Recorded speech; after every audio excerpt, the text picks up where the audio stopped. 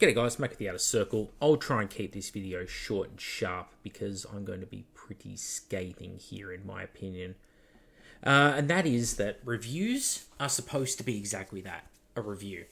You talk about the positives, you talk about the negatives. You don't try and obfuscate the situation. If you are obfuscating the situation, then your review is pointless because it's not giving people the information they need to make informed decisions. But there's a reason the information is being obfuscated. And you see it in this sentence right here. You're getting sent free stuff. So when we have things that clearly are going wrong, and in this case it's the Shattered Legions, I'm drawn to lines like this. There's some potential for gamey play here, but also what's the scope? Some really thematic forces. I don't think I see these as suitable as tournament players. A lot of bookkeeping, keeping tabs on the current majority status of each unit, but it does capture the feeling of each unit changing its fighting style based on what legions are present in it. That's it. That's the critique. That is not critique. That is middling, mild criticism in that it goes, well, there is some bookkeeping. No. What happens in the Shattered Legions, because most of you won't be aware of it yet, is you have to make every unit with miniatures from different legions. So you take, say, Salamanders, Raven Guard, Iron Hands. You pick a tactical squad. It is now composed of a number of each of those legions. Those numbers have a majority bonus and a minority bonus. So if you have 10 models in the unit, 5 are Iron Hands, 3 are Salamanders, and 2 are Raven Guard, you're going to get an Iron Hands bonus and a Salamanders bonus, which come from a chart. And there'll also be negatives in there. And this means, as this is also evolving constantly. So during your turn, let's say 3 of those Iron Hands die. They now are no longer the majority in the unit. Instead, the Salamanders will now be 3 models to the 2 remaining Iron Hands and the 2 remaining Raven Guard.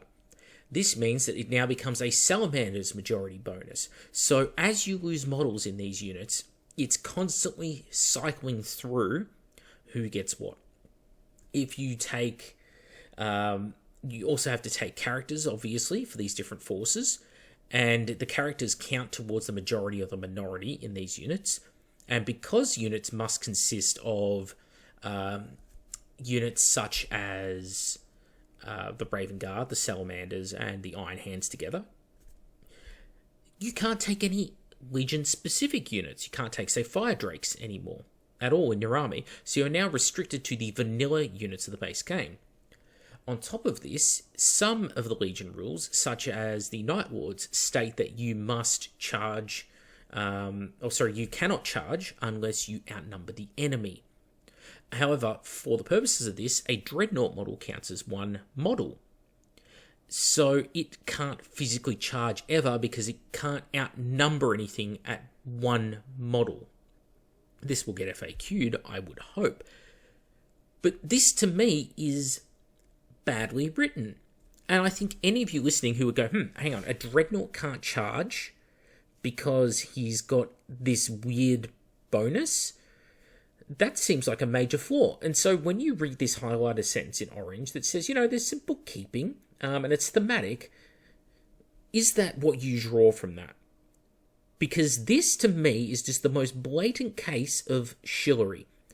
What is the point in getting review copies sent to you by the company if you're not going to provide actual criticism and say that something is not working as intended? When are people going to grow a spine in this hobby and say, I don't like what I'm getting? This does not work. These rules don't work. This game that people are paying money for, that they are dropping money on this book as we speak. Not here in Australia because they decided to do the pre-order and not notify anyone that we wouldn't be taking part in that pre-order. But people in Europe, in America, everywhere in the world actually, except for Australia and New Zealand, they have the choice to buy this book right now. And if they're reading this review that the authors are so proud of, they're going to go, oh, there's some bookkeeping in there, but I played a Shattered Legions, so this looks like it might be a lot of fun for me.